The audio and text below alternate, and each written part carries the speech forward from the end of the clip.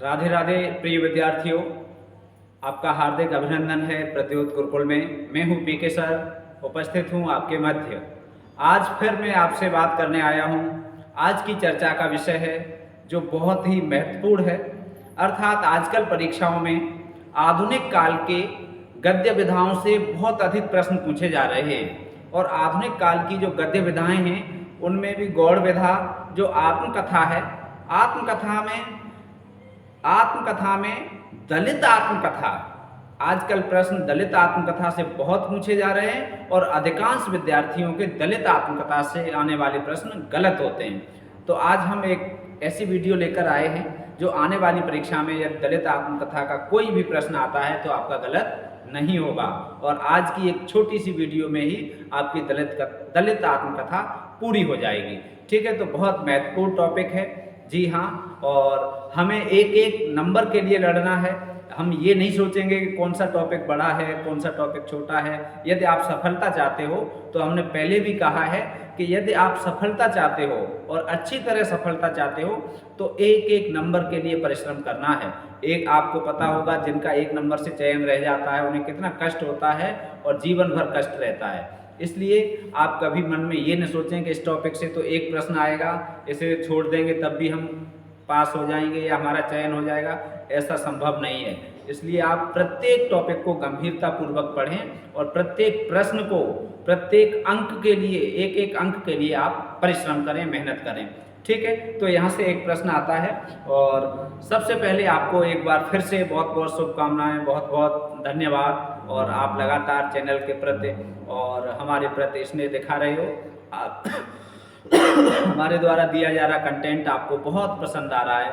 आपका बेशुमार प्यार कमेंट के माध्यम से हमें रोज प्राप्त होता है, जिसके लिए मैं हृदय से आभारी हूँ। और आप ऐसे ही अपने लक्ष्य के प्रति सतर्क रहिए, अपने भविष्य के प्रति पढ़ते रहिए, अपने भविष्य के लिए परिश्रम करते रहिए और यहाँ से प्रतियोत गुरुकुल से जुड़कर आप लगातार तैयारी करते रहिए, अपने साथियों को भी बताते रहिए। ठीक है, तो आज हम बात करने वाले हैं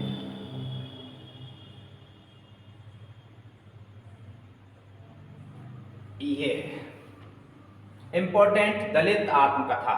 एक प्रश्न पक्का, एक तो हमने यहाँ लिख दिया है और हो सकता है कि एक से अधिक प्रश्न भी पक्का हो जाए क्योंकि हर परीक्षा में, और कई परीक्षाएं ऐसी होती हैं कि एक प्रश्न 2 अंक का होता है, कहीं कहीं 4 अंक का होता है, 3.5 अंक का होता है। तो एक प्रश्न बहुत मायने रखता है।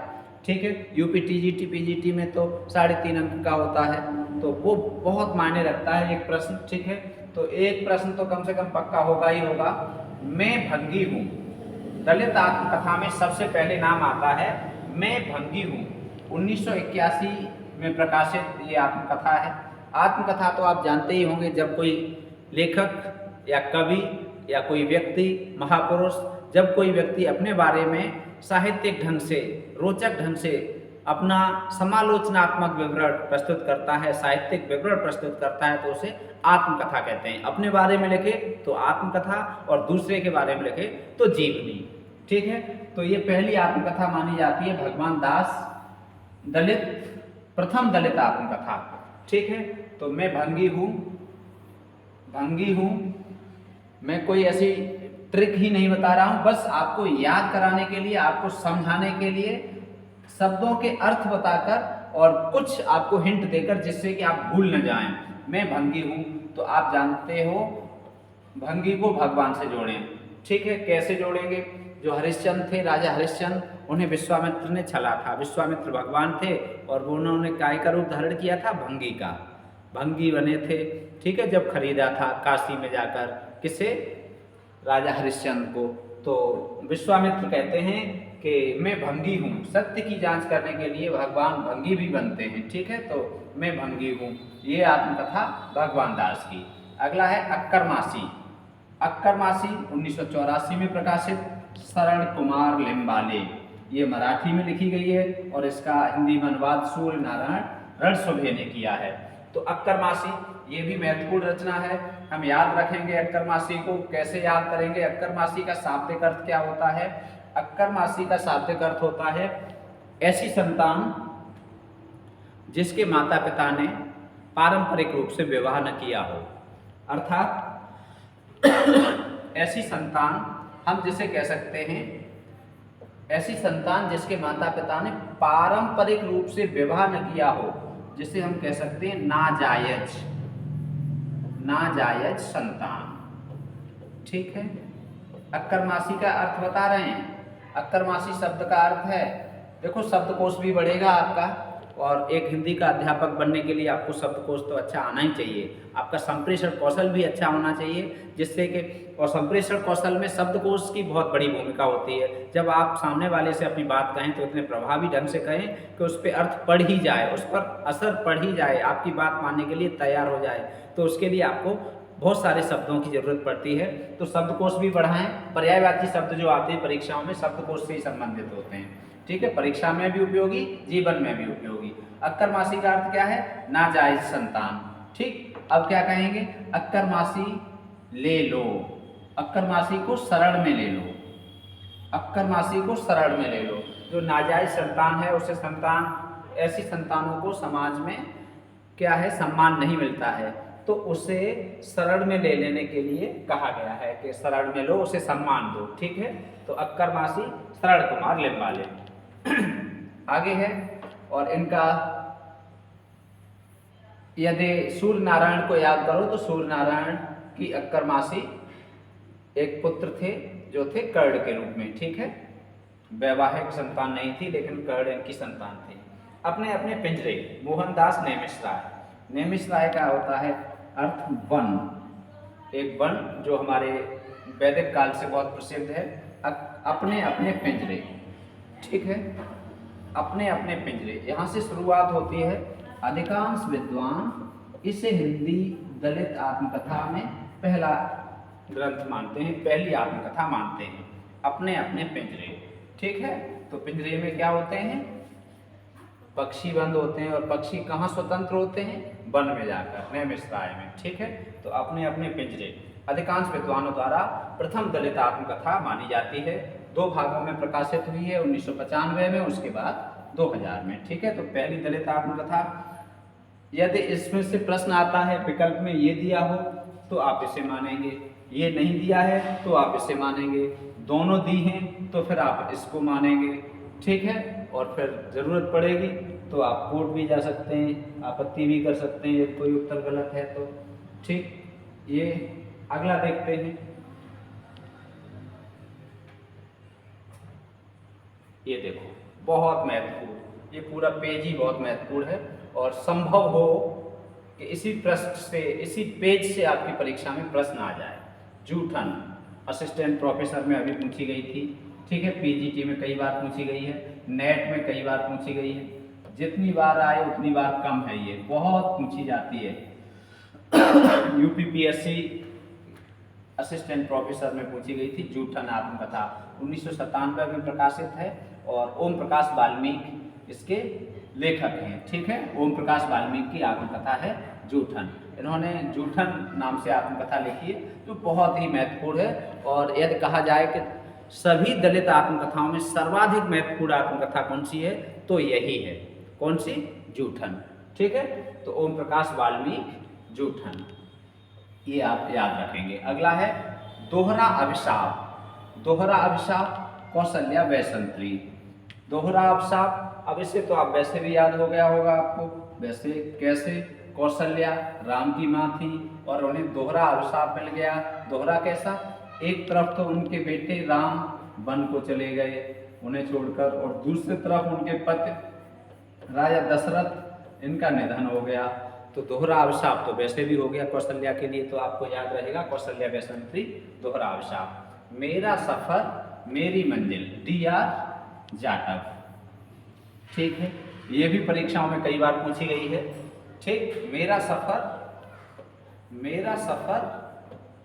मेरी मंजिल, मेरा सफर मेरी मंजिल, DR जाटव। ठीक है, ये महत्वपूर्ण है। उसके बाद है झोंपड़ी से राजभवन, माता प्रसाद। झोंपड़ी से राजभवन, माता प्रसाद, ये भी बहुत पूछी जाती है, UGC नेट में कई बार पूछी गई है। मोस्ट इम्पोर्टेंट रचना है झोंपड़ी से राजभवन। ठीक। माता प्रसाद, प्रसाद का अर्थ हमने पहले कई बार आपको बताया है।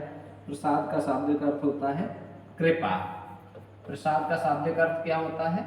कृपा। जो आप प्रसाद लेते हो किसी भी देवी देवता का, अर्थात जिस देव का जिस देवी का प्रसाद होता है उनकी कृपा मिलती है आपको, तो प्रसाद का अर्थ क्या है? कृपा। अब जब माता की कृपा होती है तो क्या होता है? झोंपड़ी से हम राजभवन में पहुंच जाते हैं। जब माँ की कृपा होती है, जब माता की कृपा होती है, तब हम झोंपड़ी से राजभवन पहुंच जाते हैं, अर्थात हम फर्श से अर्श पर पहुंच जाते हैं, हम जमीन से शिखर पर पहुंच जाते हैं, एवरेस्ट जैसी चोटी पर पहुंच जाते हैं। अर्थात यदि आप सफलता चाहते हो तो माँ की कृपा बहुत ज़रूरी है। अपनी अपनी माँ का आशीर्वाद जरूर लें, पिता का आशीर्वाद जरूर लें और गुरुजनों का आशीर्वाद भी अपने साथ रखें यदि आप सफलता चाहते हैं तो। हाँ, कई बार ऐसा होता है कि आप बहुत परिश्रम करते हैं और फिर भी 1-2 नंबर से आपका चयन रुक जाता है, तो इसका मतलब यही होता है कि माता पिता या किसी गुरुजन इनके आशीर्वाद आपके साथ नहीं हैं, अर्थात जैसे लोग भाग्य कह देते हैं। तो माँ का आशीर्वाद बहुत ज़रूरी होता है। माँ के आशीर्वाद से आप कहाँ पहुँचेंगे? झोपड़ी में हैं यदि अभी तो राजभवन में पहुँच जाएंगे, बेरोजगार हैं तो आप नौकरी में पहुँच जाएंगे। ठीक है, बेरोजगारी का जीवन झोपड़ी के समान और नौकरी का जीवन राजभवन के समान, आजकल ऐसा माना जाता है समाज में। ठीक है, तो ये आपको याद हो गई होगी, बहुत महत्वपूर्ण रचना है, बार बार पूछी जाती है। ठीक है, माता प्रसाद, झोपड़ी से राजभवन, माता प्रसाद। अगला है तिरस्कृत और संतप्त। सूरजपाल चौहान। सूरज पहले तिरस्कृत होता है रात में सूरज दिखाई देता है नहीं, अर्थात उसका तिरस्कार होता है, समाप्त रहता है, छुपा रहता है। तो पहले क्या है? तिरस्कृत। फिर उसके बाद क्या होता है? संतप्त। फिर निकलता है, फिर टूट होता है और पूरा अपने आप में संतुष्ट रहता है। तो क्या है? तिरस्कृत 2002 में और संतप्त 2006 में। सूरजपाल चौहान की आत्मकथा, 2 भाग हैं। ठीक है, अगला है मेरी पत्नी और भेड़िया, 2009 में प्रकाशित है। दूसरा भाग इसका 2011 में आया था। डॉक्टर धर्मवीर। ठीक है, डॉक्टर धर्मवीर की रचना आपको एक बार पूछी गई थी। हमने एक प्रश्न किया था कि कबीर बाज भी, कपोत भी, पपीहा भी, यह रचना किसकी है? तो बहुत से विद्यार्थियों ने उत्तर में लिखा डॉक्टर धर्मवीर भारती। डॉक्टर धर्मवीर भारती अलग हैं और ये डॉक्टर धर्मवीर अलग हैं, ये दलित लेखक हैं, तो धर्मवीर भारती नहीं जोड़ना है इसमें। ठीक है, तो ये छोटी छोटी गलतियां मत करो। विकल्प आएंगे तो उसमें धर्मवीर भारती पहले नंबर पे लिखा होगा, डॉक्टर धर्मवीर बाद में लिखा होगा, तो धर्मवीर भारती देख के ही आप कर दोगे, और कर दोगे तो पता चलेगा, वहाँ से तो निकलोगे खुश होकर के हमने बहुत अच्छा पेपर किया। जब घर पे देखोगे आके या आंसर की मिलाओगे तो पता लगेगा कि ये तो गलत हो गया। तो जो छोटे छोटे प्रश्न हैं उन्हें, जो छोटी छोटी गलतियां हैं उन्हें रोकना है। यदि सफल होना है तो छोटी छोटी गलतियों से बचना है, और यही सफलता का मूल मंत्र है। जहां आपको कमजोरी लग रही है, जहां आपको अपने आप में कमी लग रही है कि हमें व्याकरण में कमजोरी है या गद्य में है या पद्य में है, रीत काल में है, आधुनिक काल में है, तो जहाँ कमजोरी है आपको, संधि में है, समास में, उस कमजोरी को दूर करो। बस गलतियाँ और कमियाँ मत करो, सफलता चूमोगे। ठीक है, सफलता आपके पैरों में होगी, कदमों में होगी।